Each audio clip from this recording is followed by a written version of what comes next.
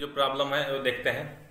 High बहुत हमारी जरूरत से बड़ा है और इलोंगेटेड है। ये जो हमारा लेंस है उसकी कन्वर्जिंग पाथ काफ़ी ज़्यादा है। तो अगर लेंस की कन्वर्जिंग पाथ काफ़ी ज़्यादा होता है तो इस करके वो इमेज जो हम रिफ्लेक्टिव रेज है उसको हम पहले ही कन्वर्ज कर देता है रेटिना से पहले। और ऑब्वियसली जो रेटिना से पहले इमेज बनता है, इस केस में जो इमेज है that is far in front of retina, that is far in front of retina. तो ऐसे ही इमेज को हम कैसे पहचानेंगे? इनको जो ऑप्टिक नर्व है कनेक्शन रेटिना के साथ है, रेटिना के साथ हमेशा इमेज को ले जाता है। अब रेटिना पर ये इमेज तो बन नहीं रहा है, it is found in front of retina, this is actually the defect. अब इसको करेक्ट कैसे कर सकते हैं? अगर किसी तरह से लेंस की कन्वर्जिंग पाथ हम हाई उसको लो कर देते हैं तो हम कह सकते हैं कि क्लियर इमेज रेटिना पर बन जाएगा, मतलब रेटिना पर ही बन जाएगा। तो इस केस में हम स्पेक्टिकल्स यूज करते हैं जिसके अंदर कॉन्केव लेंस होता है जो कि पहले रेज को डाइवर्ज करता है और फिर हमारे जो आई लेंस है उसको प्रॉपर कन्वर्ज करता है। और इस केस में जो प्रॉपर इमेज है वो हमारे रेटिना पर बनता है। तो इस तरह से आप इसका करेक्शन कर सकते हैं। तो अगर आपका क्वेश्चन आता है इनमें इन चारों हेडिंग डालेंगे, अकोमोडेशन, आई डिफेक्ट, करेक्शन, आप पूरा आंसर होना चाहिए अगर क्वेश्चन आता है तो। ऐसे ही हमारे पास है हाइपरमेट्रोपिया। हाइपरमेट्रोपिया का मतलब है लॉन्ग साइटेडनेस, मतलब जो पर्सन है we can see actually nearby object clearly नहीं दिखता है लेकिन फार ऑफ ऑब्जेक्ट क्लियरली दिख पाते हैं। So person is unable to see nearby object but can see far off object clearly. तो इस पर क्या होता है, इसमें जो इमेज है जब हम इसमें देखते हैं कि इमेज को जो इमेज है वो रेटिना पर प्रॉपरली नहीं बन पाता है, क्योंकि ये इमेज प्रॉपर इमेज रेटिना पर नहीं बन पाता है। अभी जो नियर बाई चीज है जो अच्छे से नहीं दिख रहा है, इसके मतलब फोकल लेंथ प्रॉपरली इंक्रीज नहीं हो रहा है, प्रॉपरली डिक्रीज नहीं हो रहा है, सॉरी प्रॉपर डिक्रीज कैसे होता है? जैसे कंट्रैक्ट लेस और शॉर्ट और थिक हो जाता है। अभी हमने यही पढ़ा, इसका मतलब है जो ये कुछ भी काम प्रॉपर नहीं हो पा रहा है, सिलरी मसल्स प्रॉपरली कंट्रैक्ट नहीं कर पा रहा है, लेंस प्रॉपरली शॉर्ट और थिक नहीं हो पा रहा है, जिसका आप कह सकते हैं फोकल लेंथ प्रॉपरली डिक्रीज नहीं हो पा रहा है। इस कारण क्या होता है, जो इमेज है वो क्लियर नहीं बन पाता है और उसको ब्रेन नहीं पहचान पाता है। अब हम हमारे इसमें भी आई डिफेक्ट का कारण हो सकता है, या तो आई बॉल टू शॉर्ट है, या आप कह सकते हैं कि जो लेंस उसका कन्वर्जिंग पाथ जरूरत से कम है, तो ऐसा लेंस प्रॉपर कन्वर्ज नहीं कर पाता है। आप देख सकते हैं कब करता है, बिहाइंड द रेटिना, तो ये कन्वर्जन हो रही है, वो रेटिना के पीछे हो रही है, तो रेटिना पर इमेज नहीं बन रहा है। तो अब रेटिना पर इमेज बनती है तभी तो प्रॉपर हम उसको पहचान पाते हैं। तो इस केस में image is found behind the retina. तो इसको करेक्ट करने के लिए हमें क्या करना पड़ेगा? लेंस का कन्वर्जिंग पावर को तो काफी लो है, तो हम इसको क्या करना, इसको तो ज्यादा करना पड़ेगा। So we need to use concave lens that is with converging lens the spectacles. पहले हम देख लें, आप देख सकते हैं ताकि क्लियर इमेज है वो रेटिना बन पाए और हम उसको प्रॉपर रिकॉग्नाइज कर पाए। This is hypermetropia. ऐसे ही एक हमारे पास आदर है प्रेस बायोपिया। प्रेस बायोपिया जो डिसऑर्डर है ये आप कह सकते हैं it occurs into gradually increase. इसमें एज फैक्टर प्ले करता है रोल। जैसे कि आप थोड़े बड़े होते हैं, आपकी सारी बॉडी की मसल्स वीक हो जाती है, तो सिलरी मसल्स तो भी एक मसल्स है, तो टाइम के साथ वो भी क्या होता है, वीक हो जाता है। वीक होने का मतलब है ना वो प्रॉपर कंट्रैक्ट कर पाता है ना ही वो प्रॉपरली रिलैक्स कर पाता है। अब जो प्रॉपरली कंट्रैक्ट और रिलैक्स नहीं कर पाएगा तो डायरेक्टली और इनडायरेक्टली आप कह सकते हैं फोकल लेंथ प्रॉपरली इंक्रीज या डिक्रीज नहीं हो पाएगा। तो ऐसे केस में जो इमेज बनेगा वो ब्लर बनेगा, क्लियर नहीं बनेगा, चाहे वो दूर की चीज हो चाहे वो पास की चीज हो। तो यही होता है presbyopia, that person cannot see nearby far off object clearly, nearby और far off object clearly. This is due to gradual increase in our ciliary muscles actually because so we can not contract or relax properly So in this case we correct by using the lens which is bifocal lens, जिसके अंदर दोनों ही तरह के lens होते हैं, converging भी और diverging भी, मतलब कनकेव भी और कन्वेक्स भी, ताकि प्रॉपर जो आप कह सकते हैं इमेज बने, पास की और दूर की चीजें क्लियर दिख पाए। अब देखिए इसके अंदर आप देख पा रहे हैं नॉर्मल आई इस तरह से है, ठीक है, जो लेंस होता है यहाँ से थिक होता है, लेकिन आप ये जो मसल्स भी प्रॉपर होता है, लेकिन प्रेस वेब किया है, आप देख सकते हैं जो लेंस डेंसिटी होता है वो थोड़ा हार्ड होता है, तो अपने शेप को बदल नहीं पाता है, असली मसल भी वीक होने लगती है, वो प्रॉपरली कंटेक्ट कर नहीं कर पाता है। आप देख सकते हैं नीचे वाले हिस्से में क्वेश्चन आ जाता है कौन सा लेंस होता है, वो स्पेक्टिकल्स में नीचे वाले हिस्से में कनकेव और ऊपर वाले में कन्वेक्स लेंस का यूज होता है।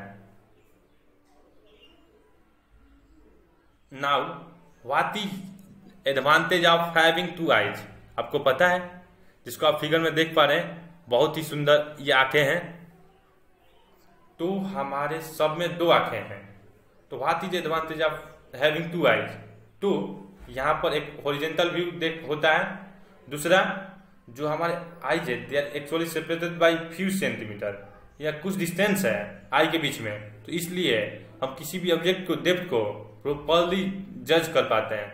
दिस इज व्हाट इज सिलॉप्सिस दैट वी कैन एक्चुअली जज the exact of any object and increased horizontal viewers. Now the question is what is the our far point and near far point of human eyes।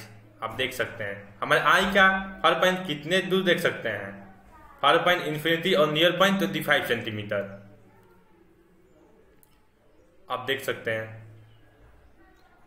आप आई के पास क्या बिल्कुल देखें तभी आप देख सकते हैं, लेकिन वो बेस्ट नहीं है, वो ब्लड है, तो उस केस में हमारा प्रॉपर इमेज बनता है that is near point is 25 centimetre for normal human eye and far point is infinity. Now let us do some numerical problems. So the first question is we have taken is the far point of myopic person is 80 centimetre in front of eye. आपको question में दिया है एक person है जिसको myopia है, मतलब वो दूर को क्लियरली नहीं दिख सकता, उनका फार पॉइंट है 80 सेंटीमीटर। हम लिख लेते हैं यहाँ पर फार point is 80 centimetre in front of I. So what is the nature of power of lens required, तो आपको लेंस करेक्शन के लिए चाहिए, हमें यहाँ लिख लेते हैं जो करेक्शन के लिए हमें लेंस चाहिए उसकी हमें क्या जानना है, नेचर, उससे हमें जाननी है पावर। ये हमारा क्वेश्चन है। तो अब आपको पता है कि जिनको मायोपिया होता है उनका जो करेक्टेड लेंस है वो कौन सा है, कनकेव लेंस। कौन सा लेंस होता है जो मायोपिया को करेक्ट करता है, दैट इज कनकेव लेंस। तो जो फोकल लेंथ है कनकेव लेंस का in case of myopic eye is equal to the distance from the far point of the eye, मतलब जो पर्सन जिसको मायोपिया है उनका जो फोकल लेंथ होगा वो वही होगा जो कि आई का फार पॉइंट है। तो इसका मतलब जो 80 सेंटीमीटर है यह focal length of concave lens है। तो हम लिख लेते हैं जो फोकल लेंस है हमारे पास है 80 सेंटीमीटर। आपको पता है कि जो आपके पास कनकेव लेंस होता है, इस तरह से जो आपके पास कनकेव लेंस होता है, अगर आप उसकी फोकल लेंथ जानेंगे तो आपको पता है कि वो माइनस के अंदर होता है, it come out to be -80 centimetre. आपको जानना है उसका पावर। तो आपको पता है कि पावर हम कैसे निकालते हैं, either it is 1/, focal length metres है, अगर सेंटीमीटर्स में होता है तो हमारा फॉर्मूला बन जाता है 100/f, it's come out to be 100/-18 which come out to be -1.25 dioptre, क्योंकि पावर का यूनिट क्या है, डायोप्टर। तो ऑब्वियसली यहाँ पर निगेटिव में आंसर आ रहा है। इसका मतलब ये जो लेंस है this is diverging lens which is concave lens और इसकी पावर है -1.25 डायोप्टर। ऐसे ही हमारे पास जो नेक्स्ट क्वेश्चन है, a person needs a lens of power 5.5 dioptre, और वो भी माइनस के अंदर आपको दिया हुआ है। एक पर्सन है उसको लेंस चाहिए जिसकी पावर कितना रिक्वायर्ड है, -5.5 dioptre. For correcting is distance vision, for connecting is near vision. Distance vision के लिए जो हमको लेंस चाहिए करेक्ट करने के लिए, दूर का देखने के लिए, जो करेक्शन का लेंस का दैट इज -5.5 डायप्टर, और जो नियर विजन है उसको करेक्ट करने के लिए हमको पावर चाहिए +1.5 डायप्टर। तो आपको पूछा गया है कि आपको दोनों लेंस की डिस्टेंस विद नियर दोनों की आपको पावर दे रखा है, आपको दोनों का फोकल लेंथ निकालना है। तो डिस्टेंस विजन का हम जब निकालेंगे तो हमको पता है कि power is equal to 1 focal length in metres. अगर आपको सेंटीमीटर्स में करना है तो इट्स कम 100/f। तो आपको पावर आपको गिवन है -5.5, तो आपको बन जाता है -5.5 इक्वल टू 100/f। f को इधर ले जाएंगे और 5.5 इधर लाते हैं, ठीक है। तो ये आपके पास आ जाता है, दिस इज 5.5, माइनस के अंदर आप एक 0 लगाया आता है, इसको आप सॉल्व किया तो आ जाता है आंसर -18.18 सेंटीमीटर फॉर करेक्टिंग डिस्टिंग्विशन।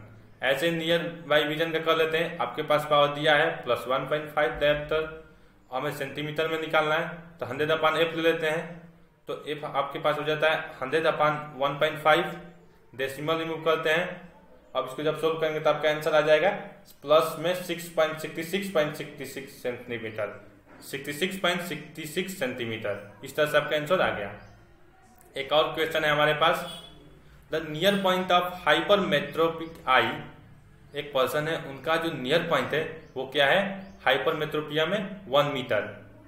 अब में हाइपरमेट्रोपिया में जो नियर पॉइंट होता है, इसका मतलब this is actually the distance of image, क्योंकि ये जो अपना पाथ देख पा रहे हैं वो उनका क्या है, डिस्टेंस ऑफ जो इमेज उनका बनता है दैट इज 1 मीटर, ठीक है। अब क्योंकि ये आपके पास हाइपरमेट्रोपिक आई है और आपको पता है कि हमको निगेटिव के अंदर इसको लेना पड़ेगा, तो आपके पास भी आ जाता है -1 मीटर। और आप इसको सेंटीमीटर में कन्वर्ट करते हैं तो दूसरी वैल्यू आपके पास सेंटीमीटर के अंदर दी हुई है, तो ये आपका बन जाता है -100 सेंटीमीटर। अब आपको पूछा गया what is the power of lens which is required. सकते हैं अगर हमारा जो नियर पॉइंट है, नियर पॉइंट हाइपरमेट्रोपिक आई में क्या बन जाएगा, ऑब्जेक्ट डिस्टेंस, और कितना दे रखा है आपको 25। आपको पता है is always negative, so it's come out to be -25। आपको पावर निकालना है, आपको पावर पता है कि 1 फोकल लेंथ है मीटर, अगर सेंटीमीटर है तो इट इज 100/f। तो आपके पास अब से f सेंटीमीटर में आ जाता है। पर ये क्वेश्चन ये है कि हमारे पास जो फोकल लेंथ ही नहीं है, फोकल लेंथ होगी तभी हम पावर निकाल पाएंगे। कौन है यहाँ पर, तो हम यहाँ पर लेंस फार्मूला लगाएंगे 1/f equal to 1/v - 1/u। तो आप 1/f को सॉल्व करने के लिए जब हम वैल्यू लिखेंगे, दिस इज -100, दिस इज -1/25, इसको आप सॉल्व करेंगे तो आपका जो f आएगा that will be 100/3 centimetre, not 1f, that is f। अब इस फोकल लेंथ को यूज करके जब आप पावर के लिए सॉल्व करेंगे तो आपके पास आएगा 100/f, और f आपको पता है दैट इज 100/3, तो रिसिप्रोकेट करेंगे तो हो गया 3/100, तो आपका आंसर आ गया 3 डायप्टर, वो भी पॉजिटिव का, मतलब converging lens. So the answer is +3 dioptre. तो इस तरह को आपके क्वेश्चन पेपर में ह्यूमन आई से रिलेटेड आ सकते हैं। Next topic is reflection through prism. अब सबसे पहले हमें जानना है कि प्रिज्म होता क्या है। देखिए, प्रिज्म एक पीस है ग्लास का जो किसी भी ट्रांसपेरेंट मटेरियल का, this is bounded by triangular and 3 rectangular shape, 3 rectangular surface है, जैसा कि आपको फिगर में दे रखा है। इसके अंदर जो हमारे ट्रायंगुलर पीसेज हैं और 3 रेक्टेंगुलर पीसेज हैं, जैसे कि आप बना लेते हैं यहाँ पर, दिस इज एक्चुअली प्रिजर।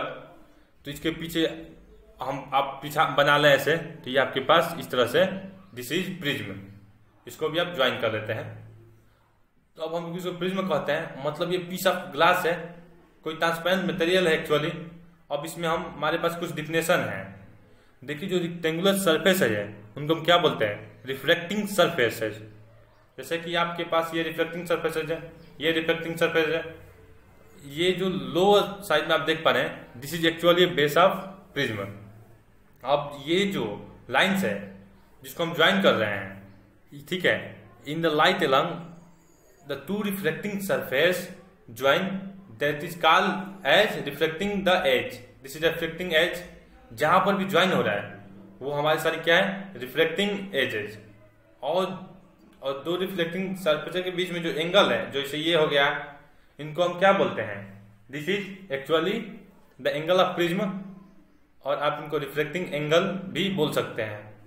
ठीक है, आप देख सकते हैं any section of prism which is perpendicular to reacting edge is called principal section of edge. इस तरह से आपका प्रिज्म होता है, आपके पास रिफ्लेक्टिंग सरफेसेज होता है, बेस होता है, रिफ्लेक्टिंग एंगल होता है। तो इस तरह से आपको प्रिज्म बनाना आना चाहिए। तो आप देखिए प्रिज्म में से कैसे लाइट पास कर रहे हैं। लाइट कौन सी है, व्हाइट लाइट। आपने व्हाइट लाइट पास करी तो वो 7 कलर्स के अंदर स्प्लिट हो गया। तो ये प्रिज्म को आप कह सकते हैं प्रॉपर्टी है, और इस प्रॉपर्टी को भी हम आगे डिस्कस करेंगे विच इज डिस्पर्सन। तो इस तरह के फिनोमेना हमें प्रेजेंट में व्हाइट लाइट को पास करने में दिखता है।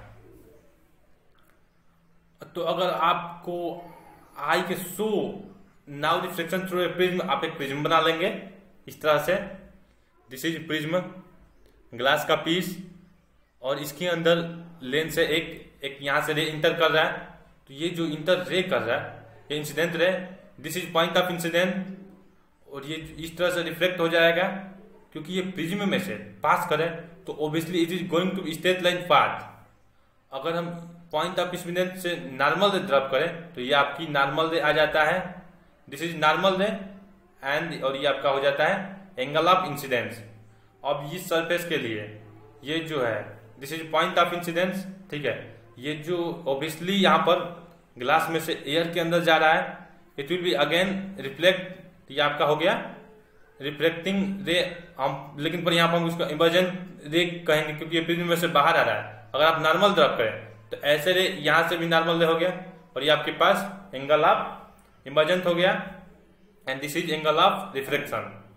ठीक है, तो इस तरह से आप शो कर सकते हैं। इस तरह से आप प्रिज्म में से हम लाइट पास करेंगे तो आप रिफ्लेक्शन ऐसे होता है। ठीक है, तो स्टार्ट करने जा रहे हैं फिनोमिना डिस्पर्सन। लाइट का एक और फिनोमिना है डिस्पर्सन, जिसका मतलब है अगर आप लाइट को पास करते हैं एक ग्लास प्रिज्म में से, क्योंकि अभी हम पढ़ चुके हैं प्रिज्म क्या होता है, तो व्हाइट लाइट को अगर प्रिज्म में से पास करते हैं it split into 7 colour. So when white light it is pass through prism, glass split into 7 colour, और 7 कलर हम इजिली स्पेक्ट्रम पर उतार सकते हैं। तो आप देखिए इस तरह से 7 कलर्स का होता है, violet, indigo, blue, green, yellow, orange, red. Okay, to light का तो आप कह सकते हैं जो 7 लाइट में स्प्लिट होता है आप क्या बुलाते हैं, डिस्पर्सन। अब हमने क्या किया इसमें, when the light is allowed to pass through a glass prism it's split into 7 colours. अब ये क्यों स्प्लिट होता है, क्योंकि white light is actually a combination of 7 colour, और हर कलर प्रिज्म के अंदर होने का रिफ्लेक्ट होता है। अब रिफ्लेक्ट जो होता है वो डिफरेंट एंगल से होता है। इस वजह से डिफरेंट एंगल की जो रिफ्लेक्शन की वजह से डिफरेंट कलर आपको स्पेक्ट्रम आपको स्क्रीन के ऊपर ऑब्टेन हो जाता है। So this spectrum is actually produce on the screen when you can see that split into different color, that is 7 color. The 7 color are actually the component of white light. जो different colour मिलते हैं वो भी हम discuss कर चुके हैं। सबसे ऊपर हमारा रेड है, violet, orange, yellow, green, blue, indigo, violet and violet. Okay, अब ये जो अदर है इनका आप कह सकते हैं, ये जो हमें अदर मिला है रिफ्लेक्ट होकर मिले हैं, इस अदर को हम वेवलेंथ, आप देख wavelength is getting decrease and frequency is getting increase. जो वेवलेंथ है वो डिक्रीज हो रहा है और फ्रीक्वेंसी है दैट इंक्रीज, क्योंकि आपको पता है कि सबसे ज्यादा वेवलेंथ किसका है, रेड का। तो यहाँ वेवलेंथ क्या हो रहा है, कम हो रहा है, लेकिन फ्रीक्वेंसी इंक्रीज हो रहा है, क्योंकि हमको पता है वेवलेंथ और फ्रीक्वेंसी है they are actually proportional, they are actually inversely proportional. आप देख सकते हैं अगर फ्रीक्वेंसी कम होगा तो वेवलेंथ बढ़ेगा, ऑटोमेटिक है। तो अगर आपसे कोई पूछता है कि स्पेक्ट्रम में, आप कह सकते हैं ये कंपोनेंट ऑफ लाइट में सबसे ज्यादा जो डेविएट हुआ कौन हुआ? So red is least deviated but violet is maximum deviated. कारण क्या है? जो रेड है आपके पास उसका काफी ज्यादा लार्ज वेवलेंथ है, इसका काफी ज्यादा लार्ज वेवलेंथ है, और जो वायलेट है उसके सबसे कम वेवलेंथ है, क्योंकि जो वेवलेंथ की जो बेंडिंग होती है वो मैक्सिमम ऑफ एंगल से होती है। तो हम कह सकते हैं कि जो आप लाइट को पास करते हैं प्रिज्म से, इस स्प्लिटेड टू 7 कलर्स आपको पता है, वेवलेंथ और फ्रीक्वेंसी को रिलेट करना आपको आता है। प्रिज्म में से आपको सबसे ऊपर कौन कलर है, सबसे नीचे कौन सा कलर है, ये भी आपको याद रखना है। और क्या कारण है कि आप देख सकते हैं कि जो वायलेट वो मैक्सिमम डेविएट होता है, और हम देखा कि जब लाइट को पास किया प्रिज्म में से तो 7 कलर स्प्लिट होगी, एक लाइट से 7 रेज बन गई। ऐसे ही अगर 7 कलर को आप यूज करो तो they will again form the white light. अब अभी हम देखेंगे कि कैसे जो हमारे 7 कलर्स हैं वो किस तरह से व्हाइट लाइट बनाते हैं। उससे पहले हम देखते हैं जो डिस्पर्सन है उसका, जो आप कह सकते हैं जो नेचुरल फिनोमेना है हमारे पास डिस्पर्सन का, वो उसी तरह से rainbow is fall. Rainbow is one of the application of the dispersion. अब देखिए कि हाउ इज रेनबो फॉल। तो रेनबो का कारण हम डिस्कस कर चुके हैं। कारण क्या है? डिस्पर्सन। अब क्या होता है, जैसे कि बारिश होता है, बारिश होने के बाद हमारे एटमॉस्फेयर में कहीं कहीं जगह पर वाटर ड्रॉपलेट रह जाता है। This water droplets as tiny glass prism, कैसे कर टाइनी ग्लास प्रिज्म, छोटी छोटी प्रिज्म की तरह एक्ट करता है। ठीक है, तो when the light enter the raindrops, different colours of rays reflect through the different angle due to which rainbow is form. Different का जो रेज की है they reflect to different angle due to which rainbow is form, उसके कारण rainbow को बन रहा है। Rainbow is always form opposite to the side, it is always form to opposite to the side. Sorry, अभी हमने किया था कि जो व्हाइट लाइट है हमारे पास, उसको हम अगर पास करते हैं स्प्लिट इनटू 7 कलर, राइट, ऐसे ही अगर 7 कलर्स को अगर व्हाइट लाइट की प्रिज्म में से पास करें, you can again form the white light.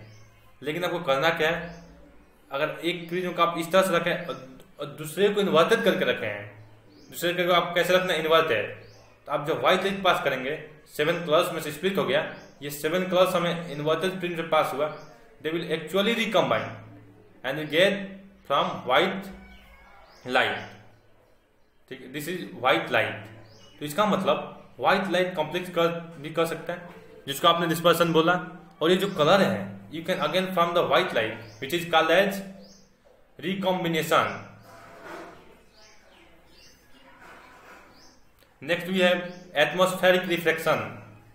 देखिए, जो हमारा जो एटमॉस्फेयर होता है वो डिफरेंट लेयर से बना होता है, डिफरेंट लेयर से, और ये लेयर्स की डेंसिटी अलग अलग होता है।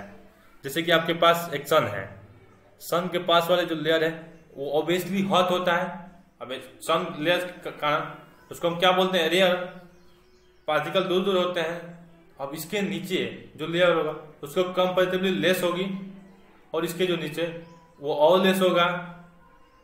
तो आप कह सकते हैं एटमॉस्फेयर में डिफरेंट लेयर्स है, आपस में अगर उनको कंपेयर करें तो मतलब कुछ डेंसर है, कुछ रेयरर है, तो इनके जो डेंसिटी है वो डिफर करता है। मतलब it respect to each other they are denser और दे आर रेयरर। मतलब जो लेयर्स हैं उनके different densities, upper ones are rare because they flows to, lower जो लेयर जो थोड़ा ठंडा होता है, आप देख सकते हैं। So this is what atmospheric reflection, as you can see the different layer with different density. Now we have some phenomena related to atmospheric reflection. जो पहला फिनोमेना है हमारे पास, twinkling of stars and apparent position. अब देखिए, जो light stars है हमें लगता है कि वो ट्विंकल कर रहे हैं,